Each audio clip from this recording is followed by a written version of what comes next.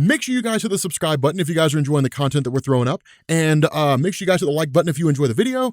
And yeah, let's begin.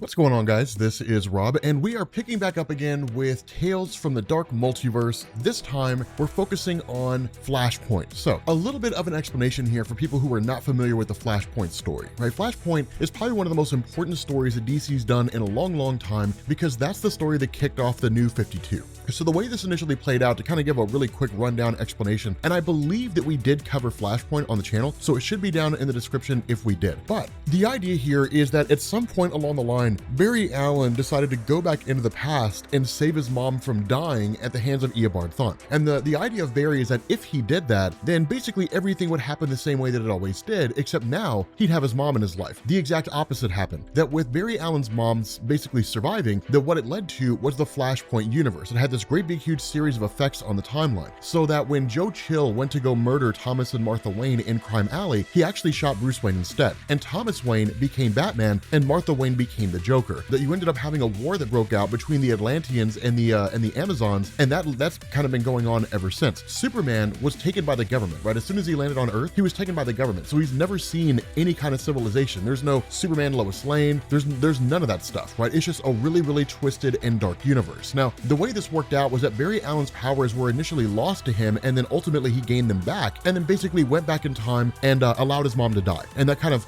reset the timeline, so to speak, but it led into the creation of the New 52, right? It was basically DC rebooting. And so what this does is this picks up in that moment when Barry Allen and Thomas Wayne were jump-starting Barry Allen's powers, right? When they were basically getting his powers back into play, so he could basically kind of figure out what's going on, face off against Thawne when he made his presence known, and then of course go back in time and let his mom die. The difference here is that when that happens, that Thawne actually seems to strike. That when Barry Allen does this, that Thawne is just kind of running through the time stream, but as Barry Allen's powers come back to him, this kind of quote-unquote lightning strike, right? The Speed Force basically ends up throwing Thawne into the Flashpoint universe. And when he arrives here, he immediately kills Barry Allen, right? Just like that.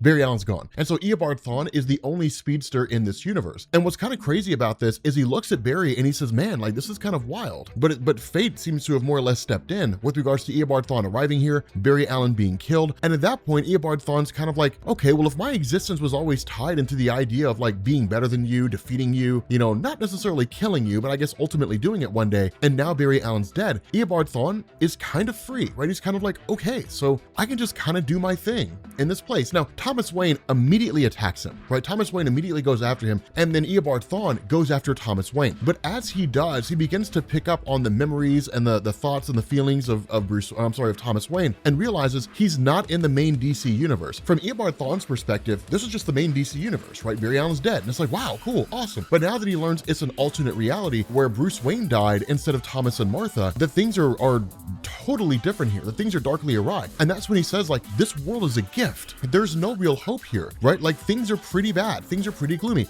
and I can build on that, right? I can take this world and make it my own. There's no unified Justice League. The superheroes who are here are scattered and divided. They're warring against one another. There's no one to really challenge me in this place. And so with that being the case, we basically jump over to Washington, DC with the President of the United States, right? And the President being here is kind of interesting because Thawne basically took off, right? We don't really know where he went to, but the President being here is this guy's basically just kind of a coward. That he's basically scared. He's scared to death of the idea that the Amazons and the Atlanteans are going to go to war. They're going to, or at least they have been at war. That one of them will eventually conquer the United States, right? Because the US doesn't really have the ability to stand against that kind of power. But then in the middle of all of this, right? When the president's like, we don't have anybody that can stand against that kind of power, Thawne smashes the doors open, right? Just goes ripping through and just starts taking out everybody, right? Like everybody who's here. The Green Lantern, the whole 9 yards, they all fall before Thawne because he can move faster than they can think. At that point, there's really not much they can do. And when he sends Cyborg flying out of the place, right? Just sends him flying out of the Oval Office, that's when he tells the president, I created you. You're here because of me.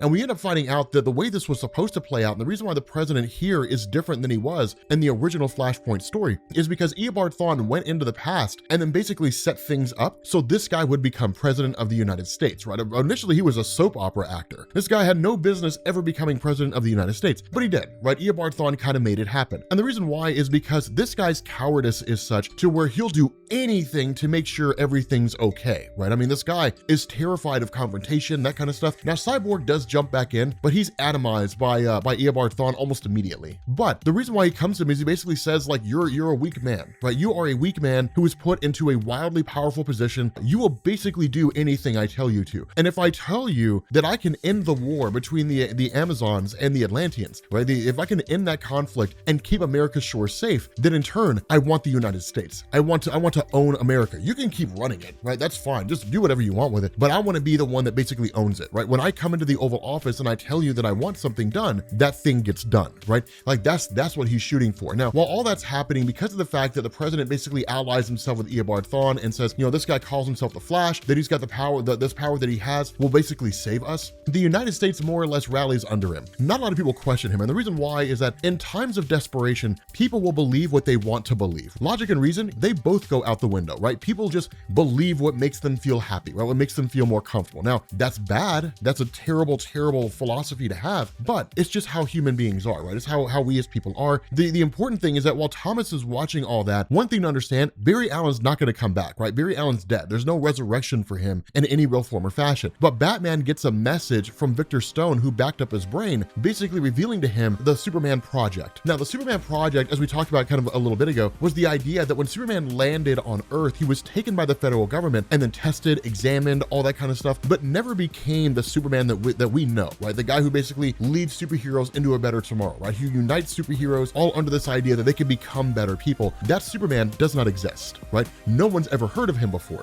No one knows he exists, right? It's just one of these things where just nobody is aware that it's there. Now, the funny thing about that, this is one of the things that I love the most about Eobard Thawne, is when you transition back to him and he's talking to the president and then eventually transitions and talks to Thomas Wayne, that he kind of gives us this really, really cool breakdown of his perception of Barry Allen, how it is that he truly sees Barry Allen. Because for more often than not, whenever we see Eobard Thawne discussing the nature of Barry, it's usually done with regards to his desire to take Barry Allen down. But because of the fact that Barry Allen's now dead, then it's kind of how Eobard Thawne really views him. And it's not really anything honorable, like, you know, Barry Allen was like the greatest man I ever met and it sucks that he died. It's not really anything like that. Instead, he considers Barry Allen to be a selfish person, right? Barry Allen to kind of be no measure of a superhero at all. And he actually is not wrong here, right? He's really not wrong. And that's what's so interesting, because he kind of breaks it down. He says, for all the superhero antics that Barry Allen engaged in, at the end of the day, he ran back in time and saved his mom's life. He's like, I, as the Reverse Flash, understand that time is a nuanced thing. It's almost like threading a needle, right? You can't just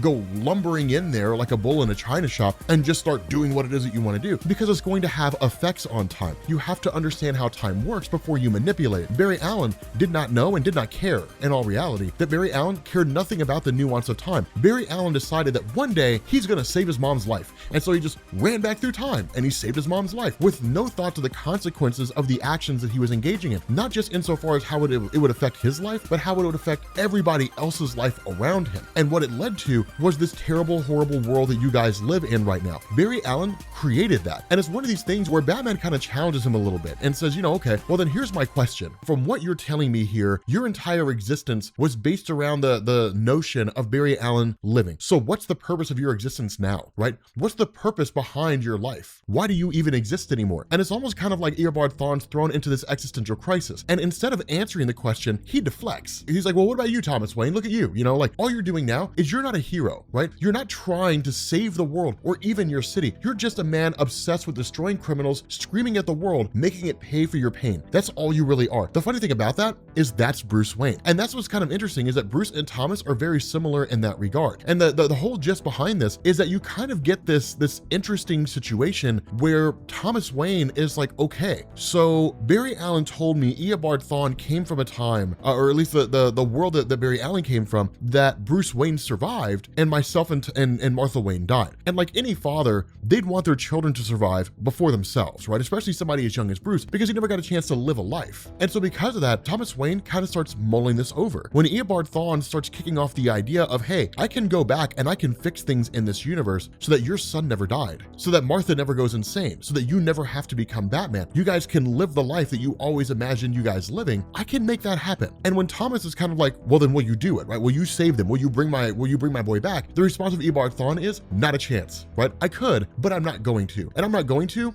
because I don't have to, right? And then just leaves. There's not a single hope out there that's not going to happen. But Thomas Wayne hopes that it could happen. Now, there are two main things that happen here, right? Two main things that come out of this. The first is that looking at the nature between Eobard Thawne and Barry Allen, that Eobard Thawne chased Allen. He chased Barry Allen. The reason why was because he had his own motivations, right? Trying to become better, trying to prove, whatever it was, but he was obsessed with Barry Allen. The fact that Barry Allen is dead basically left Eobard Thawne kind of out there trying to figure himself out. And what he does is he reverts back to what he knows. By presenting Thomas Wayne with the possibility that he could save his family and then choosing not to, Thomas Wayne will become obsessed with that idea and he will chase down Eobard Thawne. And so basically, Eobard Thawne now has his own version of quote unquote Eobard Thawne, a person obsessed with him for the purpose of trying to achieve a particular goal. The second thing that comes out of this is that we're kind of presented with this idea that hope is not simply just a concept. Hope is a tangible thing, right? Hope is a realistic, tangible thing. You can't necessarily touch it, but it's palpable, right? That the way in which the world functions right now is because it's a world with no real hope. But as hope begins to grow in this world from various people due to various circumstances, the world can actually become a better place. What you end up doing is switching over to Metropolis about 200 meters below ground with Cyborg, who's kind of put his mind inside of a robot body, and Thomas Wayne. And they're basically traveling to meet with Superman, right? To see Superman for the very first time and to basically release him. The other part of this is that Eobard Thawne is finally maintaining his promise after about a week to end the war between the Atlanteans and the Amazons. The first thing he does is he kills Aquaman, right? He basically says like, I had believed that the Amazonian queen would be more reasonable, but this is a gift, right? You just came presumably running at me, right? With all the power and all the strength that you had. And there's nothing you could really do. I've killed you now. I can basically use you as a means to broker peace between Wonder Woman and the Atlanteans. And so what he does is he grabs the body of Aquaman and then brings it to Wonder Woman, drops it off in front of her and says, this is a warning. You and your old gods are all finished, right? You guys are all done. America is mine. If you come here, if you come to the United States, I will kill you all. I will take all of you out. This is your warning. There will not be another one. Do not come here, stay away. And it's kind of nuts because it basically seems to essentially end the conflict, just like that. The war is basically done. Now from there, it switches back over to Thomas Wayne and to Cyborg, and we end up finding out that with Superman being freed, of course, because of the fact that this is kind of an interesting thing that was covered here, with Superman, despite not having ever really met any human beings, the overall gist is that DC kind of ties into the nature of Superman as being a hopeful person. Superman likes to believe in the best of people, and the result of this is that given the various psychological tests that were done on him by the federal government, Superman desires friends. And so with Cyborg and Thomas Wayne presenting themselves as friends, that they in turn managed to get him out, right? That's why Superman didn't just immediately attack them because he was afraid of them or something like that. I'm sure some of you guys were going to ask that, and that's why I thought it was important to mention. But basically, he's just been sitting here absorbing solar radiation for like 5 days, every single minute out in the daylight, and that's it, right? Like every single minute of daylight for 5 days, he just hangs there absorbing all that energy. Now, of course, it's him basically bolstering his abilities, but still, right? It's Superman who's wildly formidable. From there, what you end up getting is kind of like these Atlantean ships that are just sort of sitting out there, right? Now, a plan was formulated between Superman and between Cyborg and Thomas Wayne, but we didn't really know exactly what that plan was. Instead, when Eobard Thawne's attention is drawn to these Atlantean ships, they're just kind of sitting out there. Suddenly,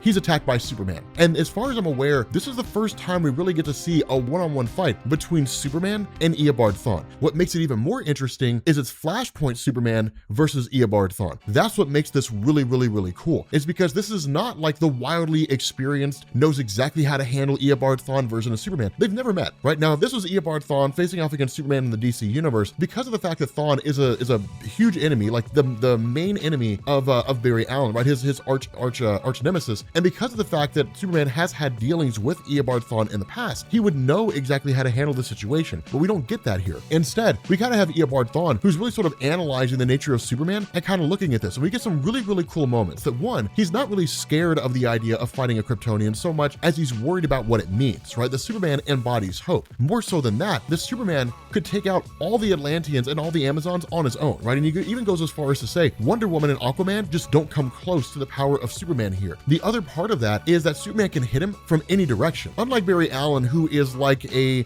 bishop on a chessboard, right? or a rook. He's not confined to moving in one singular direction, right? It's not like diagonal or side to side, horizontal or vertical only. He's like a queen piece. He can move in any direction. And so fighting Superman means fighting in a three-dimensional space because he can come from any direction, top to bottom, left to right, and any variation in between. And so because of that, Eobard Thawne is constantly on his guard, but then goes as far as to say, if Superman lands one punch on Eobard Thawne, that'll be enough to take him out fast. And so because of that, it's really just bobbing and weaving. It's dodging as best he can. He does pick up on these small little moments. For example, when Superman uses heat vision, that is high frequency photons shooting at light speed, but the Superman can't really aim. And it's kind of an interesting concept because it really begs the question, when Superman fires off heat vision, can he accurately aim? Which is to say that if he sees you in point A and then you move to point B, can he successfully track you? And the assumption's always been yes, because this is always kind of how we've seen it play out. But when you give it some thought, the question is, can he really? Can he see through his heat vision to follow you, right? Is that really how that works? I don't know, but I feel like it'd make Superman a lot more interesting if he couldn't, right?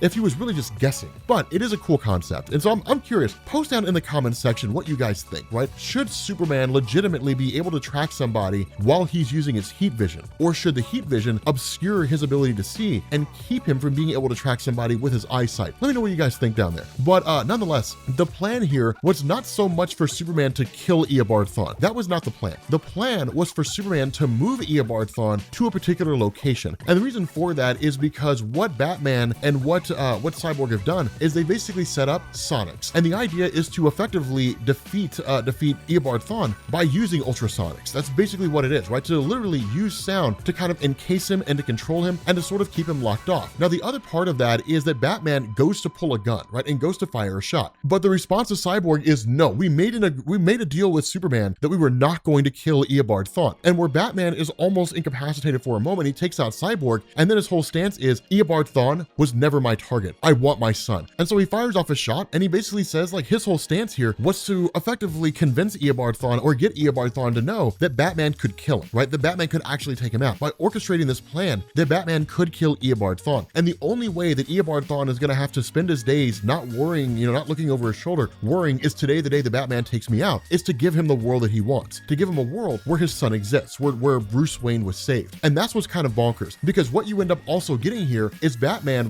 basically revealing that it was never his intention to actually kill Eobard Thawne. It was his intention to kill Superman. And so he grabs a kryptonite bullet and fires it off, kills Superman on the spot, right? And then just says, like, Eobard Thawne, it's time for you to do your thing, right? And like while that's happening, you have the ships of like the Amazons and like literally like the invisible ships like Amazons and Atlanteans that just come flooding into this whole location. And you end up finding out that with Eobard Thawne doing what he did by showing up on the doorstep of Wonder Woman with the body of Aquaman, dropping it off and saying, don't come here, that what he actually did is he united them, right? He killed the king of the Atlanteans, dropped their body off at Wonder Woman, and by doing that, the Atlanteans now work alongside the Amazonians, right? The Amazons. And so because of that, they're a singular unified force numbering in the millions, right? And they go as far as to say, like, we're going to conquer the United States. And understand, you were right about one thing. The old gods are basically dead. So we made a deal with new ones. Essentially, Wonder Woman and the combined Atlantean Amazon force made a deal with Darkseid of the new gods. And boom tubes just start opening everywhere. So essentially, parademons just come flooding in. It's absolutely nuts. Now, from there, we never really get to see what happens. Instead, Batman tells Eobard Thawne, get out of here, right? Like, run. Give me the world that we agreed to, right? You agreed that you would give me my son back. Do that, right? Like do that. Understand, you're not bound by Barry Allen anymore, right? It's kind of like this quick little voice of reason. You're not bound by Barry Allen anymore. This world can be anything you want it to be, right? This world is 100% yours, right? It's 100% yours. Like, it doesn't belong to anybody else. And in that moment, Eobard Thawne realizes, yes, it is. His ability to manipulate time, to travel back and forth through time, basically means he can remake this world in any number of ways. Eobard Thawne effectively becomes God. And that's what's kind of crazy, is the world changes based on what he wants. That he can travel 30 years into the past and maybe like save the life of Bruce Wayne. Then he can travel 30 years into the past again and maybe only Martha Wayne dies and Bruce and Thomas survive. Then he travels into 30 years in the past again, and then maybe it's just like Bruce and Thomas who die and Martha Wayne survives, right? Does she become Batwoman? Take that concept and just extrapolate it across the board, right? Any actor he's ever seen that's entertaining can become president of the United States. Maybe he makes himself president for a little while. Maybe he kind of messes things up and just sees what it's like when like Wonder Woman and Darkseid fight to the death on Earth and just engineers things to happen happen that way. There's no limit to the possibilities of what Eobard Thawne can make out of the Earth. And that's why we don't get a definitive ending to what this Earth will look like when Eobard Thawne runs through time, because the possibilities of what the Earth can look like have no limits, right? There's no telling what could happen. And pretty much, as we're told here, any and all those possibilities will come to fruition. They will actually take place. But regardless, the world now belongs to Eobard Thawne. This Dark Multiverse world belongs completely and totally to him. Now, what's really interesting here is that there is basically a Dark Multiverse Eobard Thawne now. So what I'm curious to see is how they're going to change that character, what they're going to do with him. But with that being said, guys, we're going to bring this video to an end. If you are new here to Comics Explained, make sure you guys hit the sub button to become part of the Rob Corps. If you guys enjoyed this video, make sure you drop a like, and I will catch you all later. Peace.